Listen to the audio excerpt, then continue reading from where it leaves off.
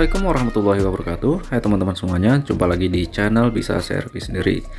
Baik, sesuai di judul, ini saya akan melakukan penggantian kompresor pada mobil Suzuki Grand Escudo XL7, di mana kompresornya memang sudah mulai ngorok dan kompresinya sudah tidak tercapai ya teman-teman. Ini teman-teman bisa lihat di sini hasil pengetesan pengecekan itu di tekanan low-nya atau yang di manifold gauge indikator yang biru itu saat kompresor menyala itu tidak mencapai, maksudnya tidak bisa mencapai di tekanan 30 psi ya. Standarnya kan di angka 15 sampai 30 dan itu tidak tercapai. Nah, yang tekanan tinggi yang warna merah itu ternyata nggak kecolok ya teman-teman. Kalau yang tekanan tinggi masih bisa tercapai di angka 170 sampai 200 ya jika kita pejak gasnya di RPM 2000. Namun ini mohon maaf, ini quick couplernya nggak tercolok teman-teman. Namun bisa diambil kesimpulan aja dari yang manifold gauge itu yang warna biru, ini tekanannya mendekati 50 ya teman-teman saat kompresor menyala, dan ini merupakan indikasi bahwa kompresor memang sudah close atau sudah nggak tercapai tekanannya. Baik, langsung aja kita mulai untuk penggantian kompresornya. Untuk langkah yang pertama adalah membuang atau mengosongkan freon ya. Ini harusnya sih menggunakan tabung freon ya teman-teman, namun ini nggak ada. Saya menggunakan galon yang saya isi air bercampur air sabun ya. Walaupun freon 134 HFC 134 termasuk ramah lingkungan, namun harus dilakukan dengan cara yang semestinya ya teman-teman. Oke, selanjutnya harus melepas baut di pipa output yang tekanan tinggi dan rendah, baru kita bisa melepas dudukan. Ada 4, 2 di atas dan 2 di bawah ya baut kompresornya seperti ini. Ketika sudah dilepas bagian atas dan bawah. Namun untuk melepas kompresor kita harus melepas ini ya teman-teman, radiator, karena jika radiator masih terpasang kita susah mengaksesnya teman-teman. Kemudian jangan lupa melepas kabel massa kompresornya, soketnya. Selanjutnya ini saya sedang melepas baut di selang input menuju kompresor yang tekanan rendah ya, menggunakan kunci ring nomor 10. Ini melepasnya dari bawah ya teman-teman, seperti ini sudah terlepas. Selanjutnya adalah melepas puli tensioner belt ya, yang menghubung ke kompresor dan pompa power steering teman-teman. Ini susah diakses ya jika masih ada radiator terpasang. Sebenarnya ada 2 buah baut itu yang bisa kita buka. Untuk langkah lebih mudah, kita buka dulu radiator. Caranya nih, kita lepas covernya ya. Ini baut cover ada 2, kanan dan kiri. Selanjutnya kita buka ini ya, hose selang radiator ada 2, atas dan bawah ya. Kemudian baut radiatornya yang ini kanan kiri kita buka semua. Oh ya, sebelumnya kita kosongkan dulu ya teman-teman untuk radiator drainase yang di bawah, dan ini adalah selang dari input olimatic ya. Ada selang radiator di bagian bawah menggunakan, ada klemnya, bisa kita buka juga. Dan ini selang input olimatic yang menuju radiator ya. Kemudian untuk dudukan oli reservoir power steering juga saya buka agar lebih akses, lebih mudah ya untuk menjangkau untuk proses pelepasan radiatornya. Seperti ini, amankan semua baut. Kemudian ini reservoir tank dari aerator juga saya lepas. Untuk melepas hose-nya hati-hati, klemnya kalian kendorkan dulu, baru bisa kita tarik dengan cara perlahan ya.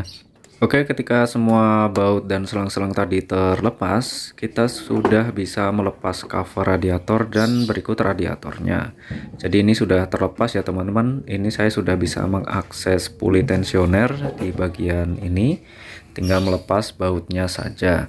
Untuk melepas bautnya menggunakan kunci shock nomor 12 ya teman-teman. Yang pertama saya lepas adalah baut adjuster ya, yang sebelah kanan itu teman-teman. Baru saya kendorin baut porosnya yang masih nempel itu, sehingga puli bisa kita gerakin ya. Ketika diarahin ke kiri itu beltnya bisa kendor. Oke, ini sekalian aja saya lepas pulinya, baru saya ambil beltnya ya. Ini sekalian saya cek fungsi pulinya apakah ada suara kasar atau tidak. Oke, ini saya tinggal melepas kompresornya ya. Untuk kompresornya ada 4 buah baut dudukan tadi, 2 di atas dan 2 di bawah. Untuk caranya sih memang sebaiknya kita lepas di bagian atas yang lebih mudah, baru bagian bawah dengan cara mengolong ya. Karena ketika kita melepas, mau nggak mau kita harus siap menerima atau mengambil kompresornya dengan kekuatan tangan kita, teman-teman. Seperti itu. Ini singkat cerita sudah terlepas kompresornya, tinggal kita siapkan kompresor yang baru ya.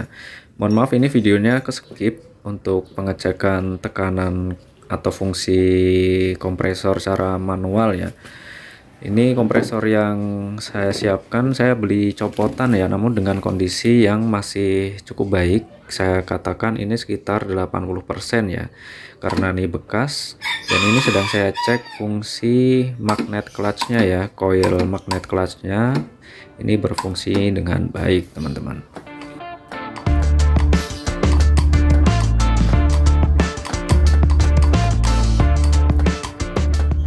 Karena sudah mulai sore hari dan cuaca agak mendung, turun hujan juga, ini saya menambah lampu penerangan ya, bagian atas dan bawah untuk membantu visual atau pandangan saat saya memperbaiki mobil ini. Dan ini saya sedang memasang kompresornya dari bawah ya, karena bautnya tadi ada 2 di bagian bawah dan 2 bagian atas. Saya pasang terlebih dahulu bagian bawah. Yang penting nempel ya bautnya keempatnya, baru saya kencengin bagian bawah dulu, baru bagian atas saya kencengin menggunakan kunci nomor 12. Ceritanya ini mulai gerimisnya mulai kenceng ya. Jadi saya pasang terpal, teman-teman, untuk melanjutkan pekerjaan saya agar tidak kehujanan. Baik teman-teman, ini sudah terpasang ceritanya ya, sampai malam hari ada jeda buat istirahat, buat sholat juga ya. Ini karena hanya libur 2 hari, saya lembur ya teman-teman untuk pengerjaannya. Jadi ini sudah terpasang ceritanya kompresor. Selanjutnya tinggal pasang belt dan puli tensionernya ini, kemudian pasang radiator, pasang selang, kunci baut, dan isi air radiator. Untuk cara pemasangan pulinya seperti ini ya, kita pasang porosnya dulu, nggak terlalu kenceng ya, yang penting porosnya terpasang gitu ya teman-teman. Baru nanti kita kencengin bagian adjusternya. Seperti ini caranya. Pulinya tadi sudah terpasang, selanjutnya kita pasang baut adjusternya atau pengencang tegangan beltnya ya. Ini menggunakan kunci L hexagon nomor 10 ya. Ini ada bagian tengah itu ada lubang untuk masuk kunci L nya, kemudian kunci L nya kita tekan untuk mengatur tingkat kekencangan atau ketegangan beltnya ya. Setelah tegangannya cukup, baru kita kencengin baut adjusternya yang sebelah kanan itu ya teman-teman. Caranya seperti itu. Jadi menggunakan kunci L nya untuk menegangkan beltnya, baru kita menggunakan kunci ring nomor 12 untuk mengencangkan baut adjusternya agar terkunci. Setelah terkunci, baru kita kunci baut porosnya ya, poros tensionernya yang sebelah kiri itu menggunakan kunci ring atau menggunakan kunci shock nomor 12. Oke, ini saya cek beltnya sudah terpasang dengan baik. Selanjutnya tinggal saya pasang pipa output dan input di kompresornya, tekanan tinggi dan rendah. Namun sebelumnya nih sealnya saya ganti semua ya teman-teman, ada ukurannya. Ini tujuannya agar mencegah kebocoran ya, agar pekerjaan juga lebih maksimal. Selanjutnya kita isi oli terlebih dahulu ya teman-teman. Ini untuk volumenya setelah saya ukur dan saya mencari beberapa referensi untuk jenis kompresor 17 ini, saya isi sebanyak 200 ml ya teman-teman. Untuk pengisiannya menggunakan corong yang saya masukkan lewat pipa lubang yang tekanan rendah ya. Seperti ini caranya. Untuk volumenya 200 ml berdasarkan analisa dan perhitungan yang saya ambil dari banyak referensi teman-teman. Oke, ini sudah saya ganti semua sealnya, tinggal kita pasang ke kompresornya selangnya ya. Untuk ini nggak bakal kebalik karena ukurannya beda ya, yang tekanan tinggi dan rendah. Untuk kencenginya menggunakan kunci nomor 10 ya teman-teman. Kita atur kekencangannya, dan mohon maaf ini saya nggak punya kunci torsi, jadi ya kekencangannya kira-kira ya, namun tidak terlalu saya paksakan. Seperti itu teman-teman.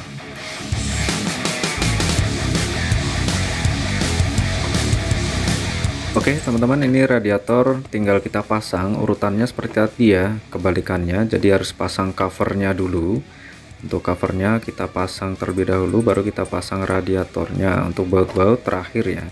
Ini harus hati-hati untuk pemasangan radiator agar kisi-kisi di radiator tidak rusak teman-teman, karena tipis ya. Pastikan sudah mendarat atau menempel dengan baik bagian dasarnya, tidak ada yang mengganjal. Baru kita pasang baut pengunci radiatornya dan baut pengunci cover radiator yang bagian dekat mesin itu.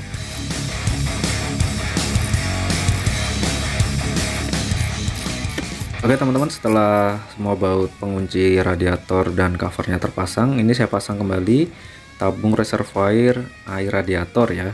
Kita pasang ke tempatnya semula. Selanjutnya untuk selang dari radiator menuju mesin, ini saya kasih lem ya, untuk di bagian sambungan yang di radiatornya, untuk biar merekat dengan sempurna.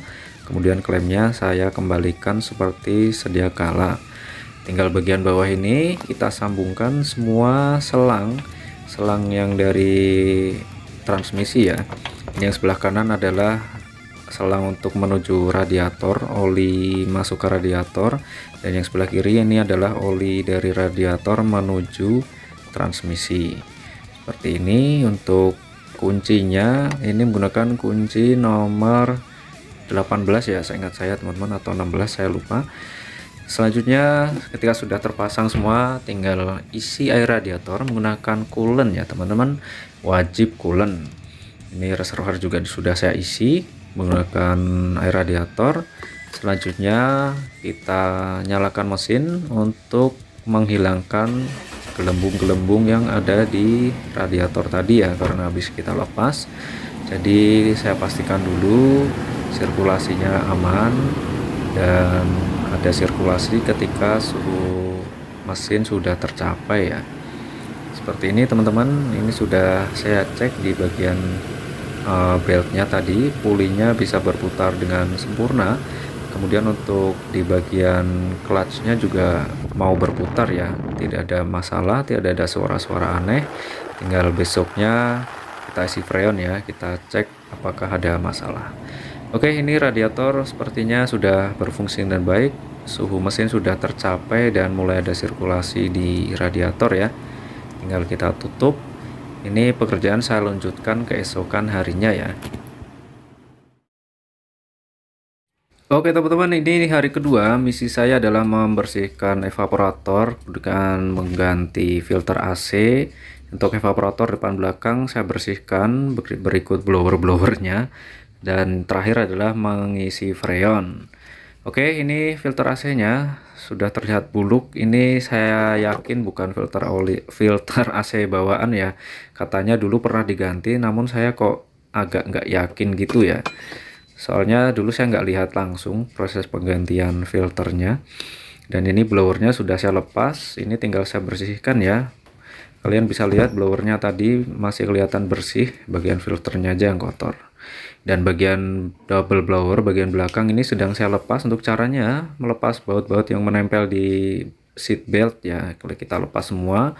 Cara yang pertama adalah melepas kursi, ada 6 buah baut sorry. Ini bagian belakang ada 3, depan 3 baut yang menempel di bagian cover samping ini ya, untuk double blower Escudo XL7 di bagian kiri. Ini sudah terlepas, mohon maaf ke skip ya, karena agak kerepotan saya untuk mengatur kamera. Namun secara keseluruhan mudah ya. Ini mirip-mirip Innova ya teman-teman. Untuk double blowernya ini caranya seperti itu. Tadi saya lepas dulu baut-bautnya, kemudian kita tarik aja, di situ ada klipnya. Selanjutnya ini ada baut pengunci yang menyambung ke ekspansi ya, kemudian baut dudukan blowernya. tinggal kita lepas semua baut, kemudian soket-soketnya jangan lupa kalian cabut. Caranya seperti itu. Untuk bagian yang menuju plafon itu ada pin, kalian tekan baru kita lepas. Untuk pelepasannya seperti ini ya, harus hati-hati, harus dengan cara smooth and gentle ya teman-teman, agar tidak terjadi kerusakan yang fatal. Oke, ini sudah terlepas. Kalian bisa lihat di kisi-kisinya evaporatornya ini terlihat masih lumayan bersih. Dan ini tinggal saya cuci ya teman-teman di bagian blowernya. Dan ini evaporator belakang. Untuk cara pembersihannya, ini saya lepas dulu expansion valve-nya atau katup ekspansi menggunakan kunci L nomor berapa ya, supaya saya lupa pokoknya kunci L lah, kalian siapin kunci L set aja. Ini bisa kalian lihat ekspansinya bersih ya teman-teman, namun nanti tetap saya semprot menggunakan cairan pembersih. Dan untuk membersihkan sirkulasi di evaporator saya menggunakan pertalite ya teman-teman. Ini saya kocok-kocok terlebih dahulu, dan karena saya tidak memiliki kompresor udara, saya menggunakan air inflator untuk pompa ban itu ya, saya akalin aja. Ujungnya saya kasih karet, saya lubangin dikit, kemudian saya sambung ke salah satu lubang evaporatornya untuk menyemburkan udara. Tujuannya untuk membersihkan pertalite tadi atau bensin yang saya masukkan agar bisa keluar secara keseluruhan. Ini saya lakukan sekian menit ya, sampai benar-benar tidak ada bensin di dalamnya. Oke, selanjutnya ini saya cuci, dan sebelumnya lubangnya saya tutup menggunakan karet ya teman-teman agar tidak kemasukan air. Ini saya rendam menggunakan deterjen.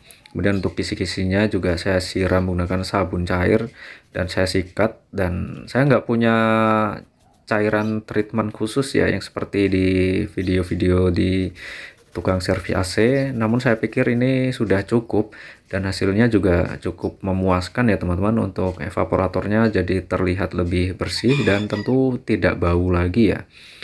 Ini juga ada bagian busanya, masih ada, masih saya pertahankan. Ini busanya tujuannya untuk menyerap air atau hasil kondensasi yang disebabkan udara dingin di sekitar ya. Jadi ini jangan dibuang. Selanjutnya ini saya semprot menggunakan jet washer ya teman-teman, kebetulan saya punya untuk jet washernya. Ini juga biasa saya gunakan untuk membersihkan AC di rumah ya. Oke, setelah semuanya bersih, ini tinggal proses perakitan. Oh ya, untuk pengeringannya ini tadi saya menggunakan hair dryer ya teman-teman untuk ngeringin evaporatornya. Ini proses perakitannya blower bagian belakang ya, namun mohon maaf skip saat proses pemasangan evaporatornya ya. Saya lupa untuk memencet recordnya teman-teman, namun ya kurang lebih seperti inilah caranya teman-teman. Ini saya pasang semua valve expansionnya, katup baut penguncinya, kemudian saya rakit covernya seperti ini. Selanjutnya tinggal kita pasang kembali, namun sebelumnya ini saya bersihkan dulu ya. Terlihat masih tampak kotor, ada banyak sekali debu yang menempel ya, agar sekalian tidak kerja dua kali. Dan tentu saya lebih puas ya mengerjakannya pelan-pelan namun dilakukan dengan teliti gitu ya teman-teman, walaupun tidak perfect banget ya. Oke, ini saya pasang kembali soket-soketnya, kemudian pipa tekanan tinggi dan tekanan rendah yang menuju valve expansion. Kemudian bautnya kita pasang. Selanjutnya tinggal kita isi freon. Namun sebelumnya ini saya vakum dulu ya teman-teman menggunakan mesin vakum. Dan sebelumnya untuk bagian double blower bagian belakang tadi covernya belum saya pasang ya, sengaja untuk memantau atau memonitor apakah ada keanehan yang terjadi saat saya isi freon nanti. Oke, ini quick coupler yang warna biru saya pasang di tekanan rendah, dan quick coupler warna merah saya pasang di input tekanan tinggi ya. Baru kita pasang untuk sebelumnya. Ini yang selang kuning, sambungan yang menuju pengisian freon tadi dilepas, kita sambungin ke mesin.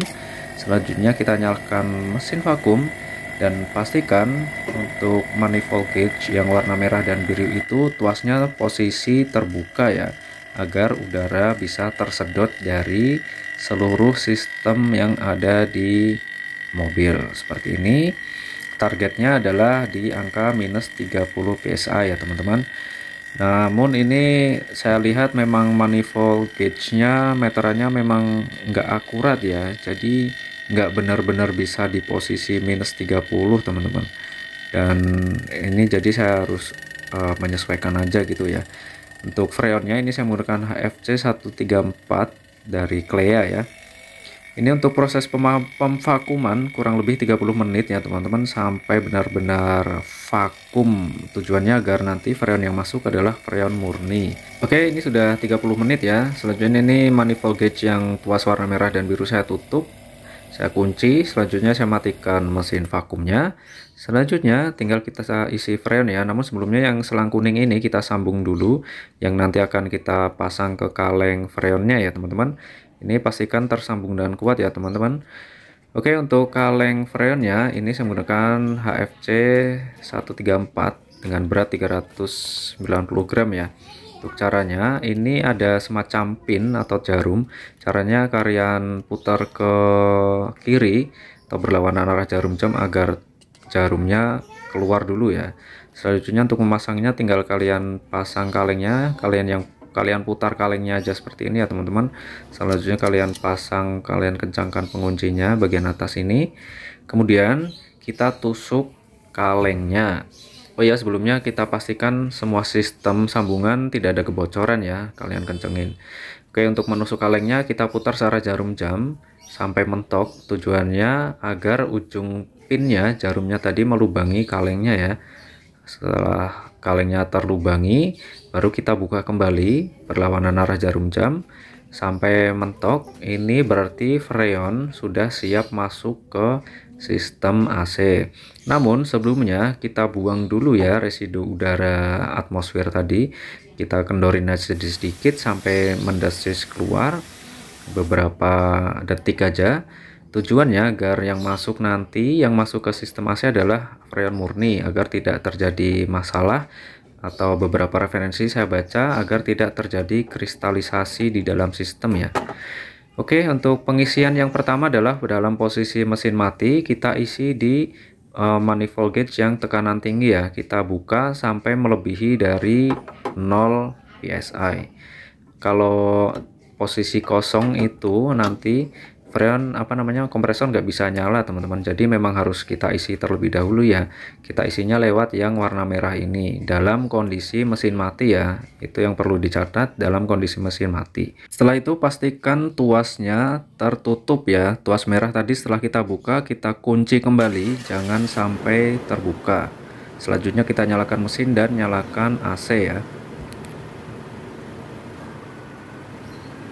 Baik, ini kompresor sudah bekerja atau AC sudah menyala. Selanjutnya untuk proses pengisian ini RPM mesin saya setting di angka 2000 RPM ya teman-teman, dan blower ini saya setting di mendekati maksimal ya. Oke, untuk pengisian freon pada kondisi mesin menyala hanya lewat manifold gauge warna biru ya atau tekanan rendah. Jangan sekali-kali membuka manifold gauge warna merah karena itu sangat berbahaya. Disebabkan dari tekanan tinggi yang berasal dari kompresor bisa menyebabkan tabung kaleng freon meledak teman-teman. Itu ya, pastikan saat mesin menyala kita isi pelan-pelan lewat manifold gauge yang warna biru. Perlahan-lahan kita buka, tutup, buka, tutup, buka, tutup, seterusnya sampai tekanannya tercapai. Sampai kapan ya? Tentu sampai terjadi cut off pada kompresor ya. Dan selain itu juga yang paling penting adalah tekanannya teman-teman, seperti itu. Ini kaleng pertama sudah habis. Untuk caranya tadi ditutup dulu ya yang manifold gauge warna biru, kemudian kita pasang kembali kaleng baru. Caranya seperti tadi ya, kita tusuk, kita buka seperti ini, baru kita keluarkan dulu residu udara karena tadi sempat kita lepas ya teman-teman. Jadi ada sedikit udara atmosfer yang masuk. Ini kita buang dulu agar freon yang masuk benar-benar murni. Oke, sampai mendesis keluar baru kita lanjutkan pengisian. Namun semuanya pastikan dulu posisi sambungan kenceng ya agar tidak ada kebocoran. Baik, untuk pengisiannya kita lanjutin lagi ya teman-teman, tadi lewat manifold gauge yang warna biru saja yang saat mesin posisi menyala ya. kita isi pelan-pelan, buka, tutup sampai tekanannya tercapai. Tekanan ideal pada tekanan yang warna merah yang tinggi adalah di angka 160 sampai 250 psi pada kondisi kompresor menyala ya. Kalau yang di tekanan rendah yang warna biru itu di angka 15 sampai 30 psi ya, kondisi standarnya atau kondisi normalnya. Jadi kita bisa ambil di range angka tersebut ya teman-teman, tidak harus saklek di angka 200 di tekanan tingginya ataupun 30 di angka di tekanan rendahnya. Jadi kita ambil range saja. Selain itu patokan juga kita lihat dari suhu kabin ya. Kita lihat cut off kompresornya, jika sudah mulai nyala mati berarti itu suhu di kabin atau di dalam mobil sudah tercapai. Oke, ini seperti yang teman-teman lihat di bagian quick coupler yang menuju tekanan rendah ini sudah berembun dan ini teraba dingin banget ya teman-teman. Ini berarti sistemnya bekerja dengan baik. Kalau di situ muncul tanda seperti es batu misal gitu ya, berarti biasanya ada masalah di expansion valve gitu teman-teman, jika yang sudah saya pelajari. Oke, ini sudah masuk 2 kaleng ya teman-teman, sudah cukup. Dan kalian bisa lihat ini kaca di bagian luar sampai berembun ya. Saya sudah menyiapkan 3 kaleng sebelumnya, namun setelah saya cari-cari beberapa referensi, ini 2 kaleng cukup ya untuk AC Escudo XL7 double blower. Oke, selanjutnya tinggal saya cek suhu di bagian kabin dan suhu di bagian blower ya. Untuk termometernya yang saya pakai adalah termometer khusus untuk mengukur suhu AC yang bisa mengukur sampai minus sekian derajat ya teman-teman. Dan untuk saat pengukuran ini video saya cepetin ya, nggak saya skip, hanya saya cepetin. Dan ini bisa tercapai di angka 3,5 derajat. Jika kalian lihat itu angkanya bisa naik turun karena diakibatkan dari cut off pada kompresor. Jadi misal suhu di kabin sudah tercapai, maka kompresor otomatis mati. Jika suhu mulai menghangat sekian derajat gitu ya, maka kompresor kembali menyala. Seperti itu ya sistem kerja AC teman-teman. Seperti yang kalian lihat di bagian dalam blower bisa tercapai di 3,5 derajat. Itu menurut saya sudah bagus untuk kondisi kompresor copotan yang saya beli tadi ya, walaupun hasilnya tidak maksimal. Kemudian untuk di suhu kabin ini saya coba ukur, saya dapatkan di angka 16 sekian sampai 17 sekian derajat Celcius, dan menurut saya ini sudah cukup. Angka segitu juga sudah bikin badan menggigil ya teman-teman untuk suhu kabin, dan menurut saya ini sudah ideal ya kita gunakan untuk keperluan sehari-hari untuk menunjang aktivitas perjalanan kita bersama keluarga tercinta. Oke teman-teman, jadi seperti ini ya, kalian lihat untuk kondisi kompresor mati, jarum merah mulai turun dan jarum biru mulai naik, namun masih dalam batas yang normal ya. Ini saya cek lagi bagian puli kompresornya, saat menyala juga menyala dengan halus, smooth, tidak ada suara-suara aneh. Dan saya lihat di manifold gauge-nya di tekanan tinggi itu di angka 200 psi dan tekanan rendah di angka 20-an psi ya teman-teman. Dan ini pada RPM 2000 ya, jadi pada kondisi rata-rata mesin mobil bekerja gitu. Jadi menurut saya ini sudah cukup bagus cara kerja kompresornya, tekanannya tercapai. Dan ini saat cut off ya, kalian bisa lihat jarum yang tekanan tinggi mulai turun dan jarum panjangnya mulai naik, namun tidak melebihi 50 psi ya.